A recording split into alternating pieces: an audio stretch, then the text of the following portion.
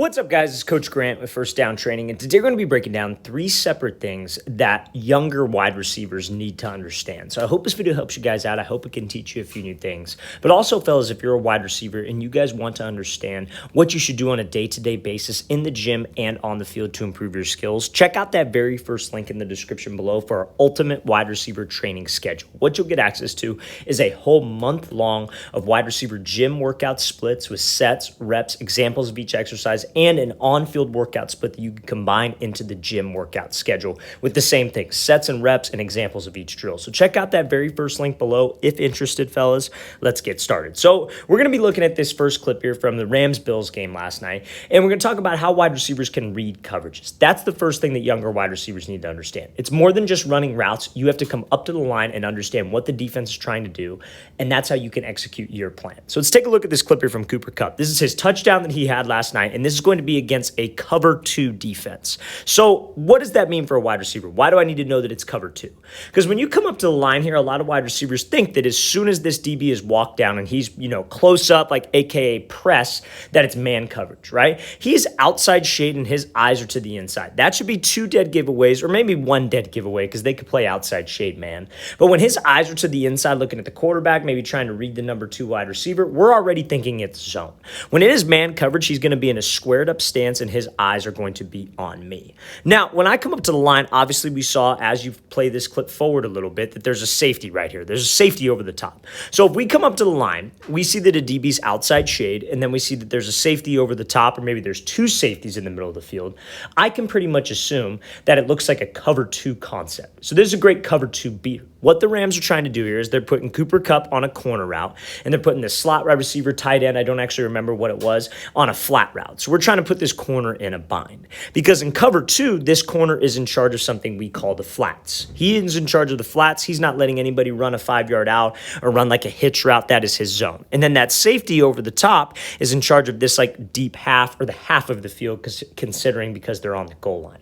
So that means for a wide receiver is that this DB's outside shade and he's trying to funnel everything to the inside to his safety help. Right? He is not going to let you take a free outside release. Because if you take an outside release on this, specifically on the corner route, he is going to squeeze you, get hands, and not let you get off the line. And when you run that corner route, you're not going to have any space to the sideline. So as a wide receiver, we need to understand this coverage because I know with my release, with my plan off the line, how I can get up into the route is that I'm probably going to be taking the inside release on this. I'm probably going to threaten him to the outside, maybe get his feet to stop, and I'm taking the inside release. Now, you see how this corner comes off. He starts sitting into the flat right here, and now I'm pretty much, Cooper Kupp is squared up with this safety. So when we square up this safety, now I know I give a move inside. It's essentially one-on-one coverage with the safety now, not so much with that press coverage DB who is outside leverage. So that's why you need to know to read coverages because it helps you structure your plan. You have to know what a defense is trying to accomplish. Whether that's through film study, whether that's through seeing it a million times, through live game reps. But understanding coverages gives you a great advantage as a receiver because you know what your plan needs to be before the ball is even snapped to be successful. Let's play this thing again, full speed one more time. This textbook right here from Cooper Kupp. Just know, fellas, against cover 2, against any outside shade for that matter. If it's man coverage or if it's zone like this, it's still the same principles apply. If you're running that corner route, you have to be comfortable with an inside release or an outside release. Do not, if you see that it is covered, you got to know that it's cover 2 first off. But if you see that it's cover 2, do not try to force that outside release on this because that DB is just going to get hands and he'll reroute you to the sideline and will be able to play both the flat and the corner, and that's not good for the play. Let's play this again, full speed. Great job by Cooper Kupp, swatting the hands as well, and then squaring up that cover 2 safety to win on that corner route. All right. So we're going to be talking about how you can run routes against like an off-zone coverage look right here. So this is a route from Gabriel Davis, same thing from the game last night. This is a deep post route that he ends up catching, and he's running it against outside shade zone coverage. So this is probably like cover 3 or cover 4, where maybe you have a safety over the middle of the field. Maybe this guy ran like a dig. He drove on it, so we're hitting this post over the top. Right? So what I want you to see is how he doesn't just run the route. He doesn't just, the DB's outside shade, I'm just going to go run the route. He actually threatens this DB to something we call the blind spot. So when this DB's outside shade, think about your alignment on the field, right? Because you see how Gabriel Davis's lineup, here's the top of the numbers, and he has a reduced split. Usually when wide receivers cut their split down, what are they trying to do? trying to run an outside breaking route. So you've probably seen it a million times, guys, like especially out of like a trips concept. Let's say it's like trips right or something like that. This wide receiver cuts his split down and then he runs a 10-yard out, or maybe he runs a corner. So this DB's outside shade because he has safety help inside, number one, and it's probably like cover 3, cover 4, like I said, but he's also expecting the outside route. Maybe if this wide receiver has a little bit wider of a split, he's not so much outside shade, he's more like head up in zone, or maybe even a little bit inside shaded. So when I have to run this post route and he's outside shade, a lot of wide receivers will see this and they'll just go take off and run the post. They'll run a lazy break. They won't try to get into the DB's frame, and that puts that DB right on your hip. That is how you don't get a ton of separation. Everybody talks about how can I create more separation? How could I get open?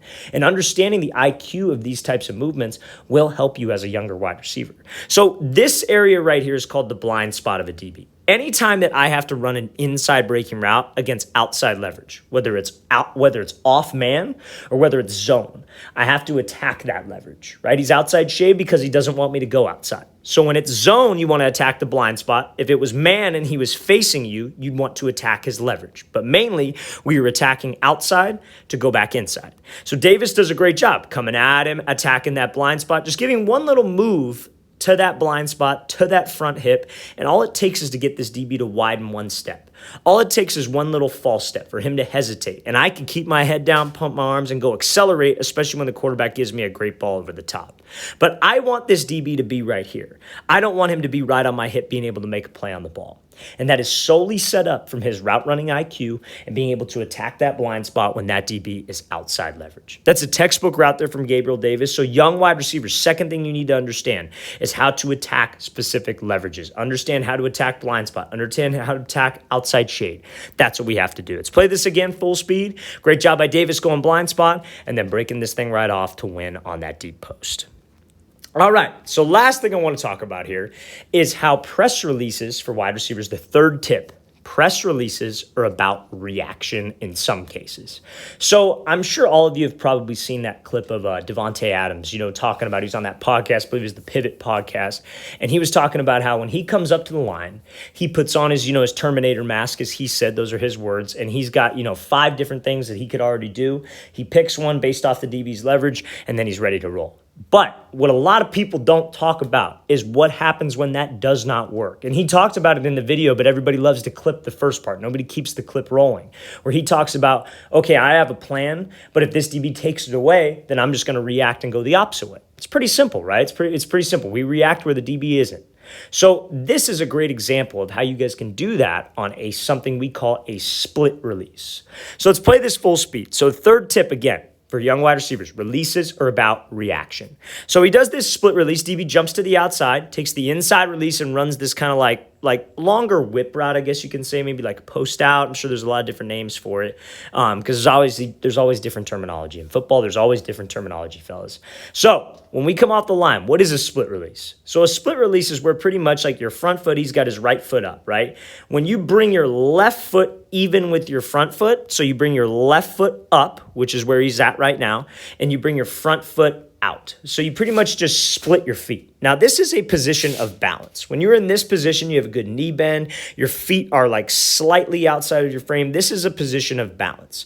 He's got a good pad level. A lot of times when guys try to do this split release, they will split, but their feet will be like here and their chest will be up. They'll be exposing their chest, and that DB is just going to shoot and get hands and can jam you. So we have to get to this position of balance first. Now, when I get to that position of balance, I need to get there so I can react off of this DB, like what we were saying. So pre-snap, we come up and we see that this DB is kind of like head up press. Okay, fine, cool. I could take an inside release or I could take an outside release on this route. Preferably, I'd like an outside release, right? I'd go outside. He's on my inside hip. I break to the post. He goes. Then I break back outside. Quarterback's got an easy throwing lane. I don't want to take the inside release. Probably not ideal, but I can if I have to. So when he does this split release, the sole purpose we come to balance is this DB jumps to the outside. Okay, I can react, push off of this foot and take the inside release. Go where he is not. Go where you can get the free release. It's based off of reaction.